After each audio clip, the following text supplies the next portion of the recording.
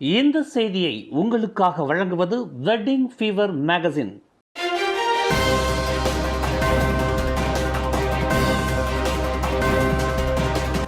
வணக்கம். திசைகளின் 10 மணி செய்திகள்.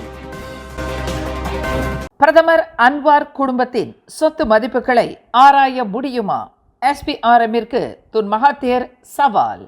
நாட்டின் 4வது பிரதமராக தாம் பொறுப்பேற்றிருந்த 22 ஆண்டு காலத்தில் தமக்கும் தமது குடும்பத்திற்கும் குவித்துக் கொண்டுள்ள சொத்து மதிப்புகள் யாவை என்பதை துருவி துருவி விசாரணை செய்து வரும் மலேசிய ஊழல் தடுப்பு ஆணையமான SPRM பிரதமர் டத்தோஸ்ரீ அன்வார் இப்ராஹிம் குடும்பத்தின் சொத்து மதிப்புகளை ஆராய முடியுமா என்று முன்னாள் பிரதமர் துன் டாக்டர் மகாதீர் முகமது இன்று சவால் விடுத்துள்ளார்.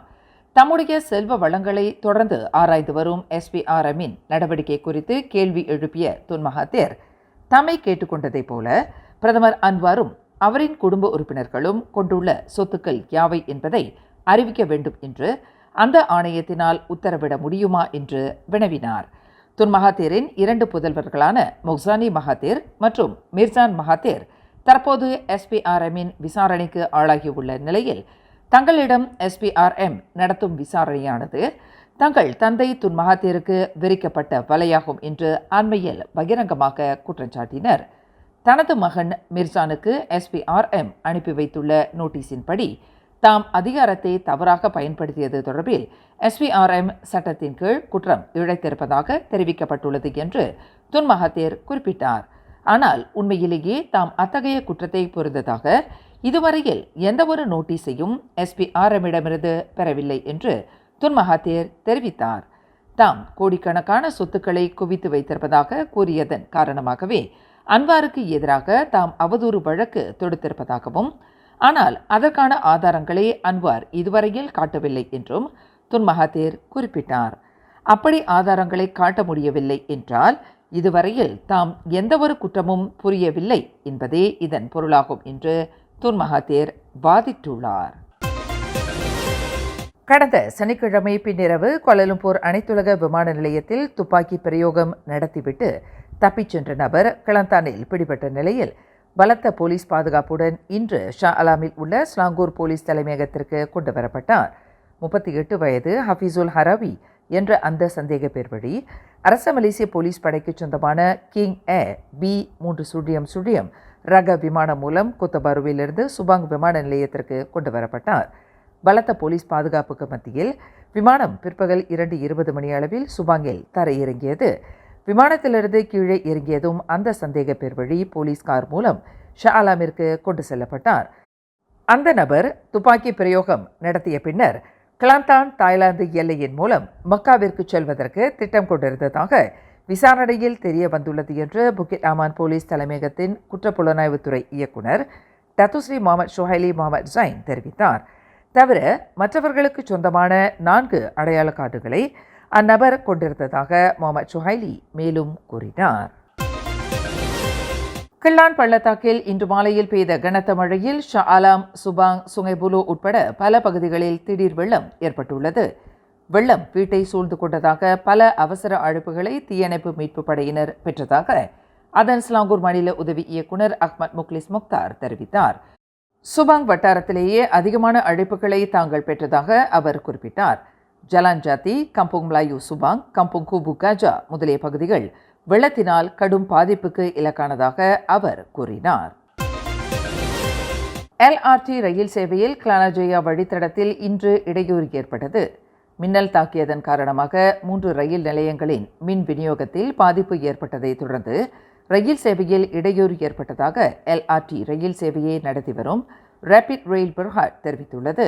கிளானாஜயா, தமான் பஹாகியா மற்றும் தமான் ஜயா ஆகிய நிலையங்களில் பிற்பகல் 3:30 மணி அளவில் ரயில் சேவை நிலை குத்தியதாக அந்த நிறுவனம் ஓர் அறிக்கையில் தெரிவித்துள்ளது.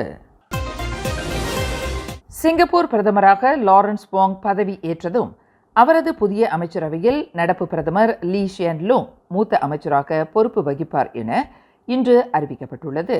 வரும் மே மாதம் 15ஆம் தேதி பிரதமர் பொறுப்பை தாம் ஏற்பதற்கு சில நாட்களுக்கு முன்னர் தமது அமைச்சரவையின் பட்டியல் வெளியிடப்படும் என்று துணை பிரதமர் லாரன்ஸ் வாங் குறிப்பிட்டார்.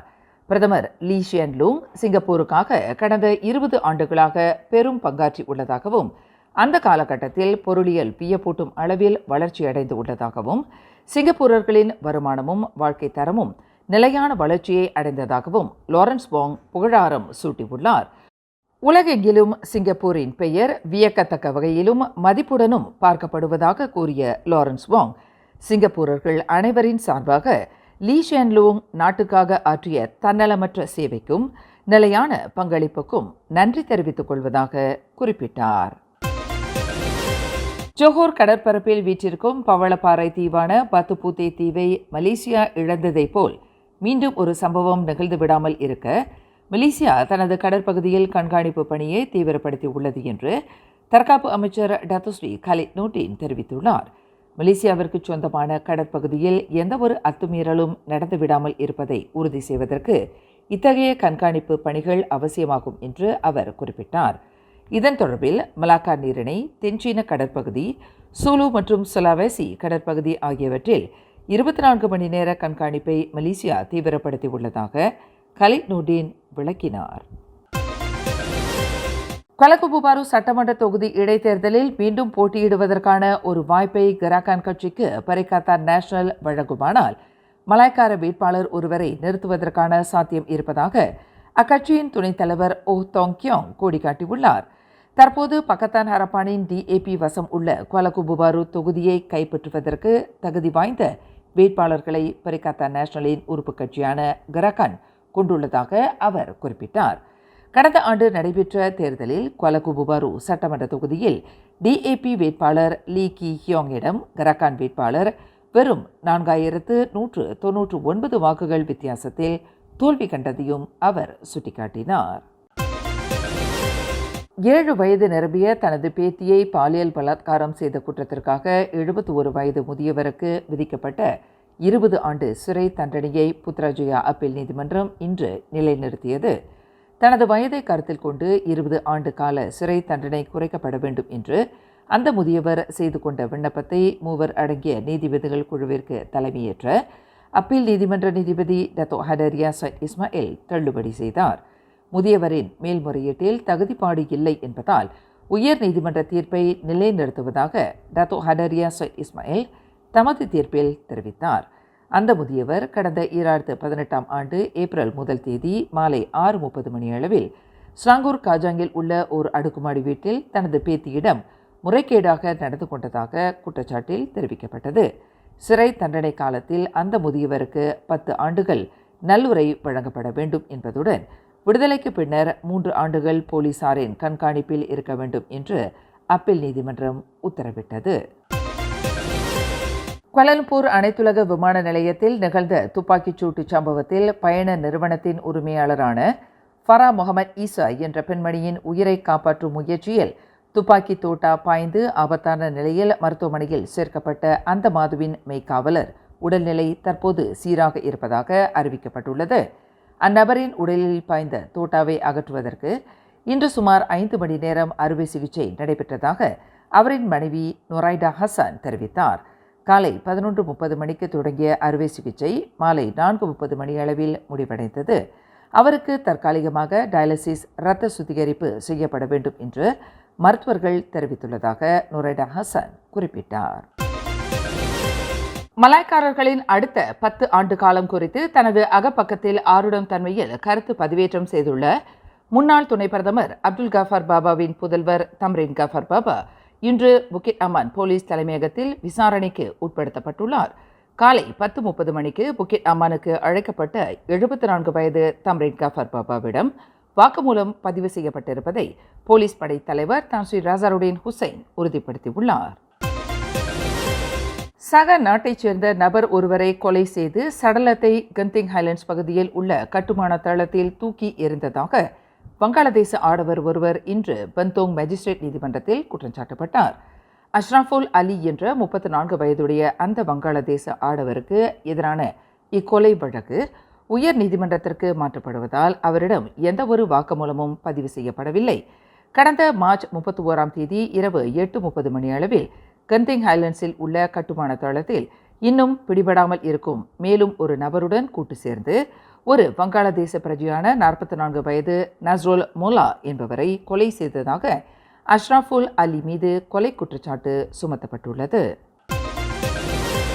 இந்தியாவின் 18வது மக்களவைத் தேர்தலில் தமிழகம் மற்றும் புதுச்சேரியில் ஒரே கட்டமாக வரும் ஏப்ரல் 19ஆம் தேதி வெள்ளிக்கிழமை வாக்களிப்பு நடைபெறுகிறது.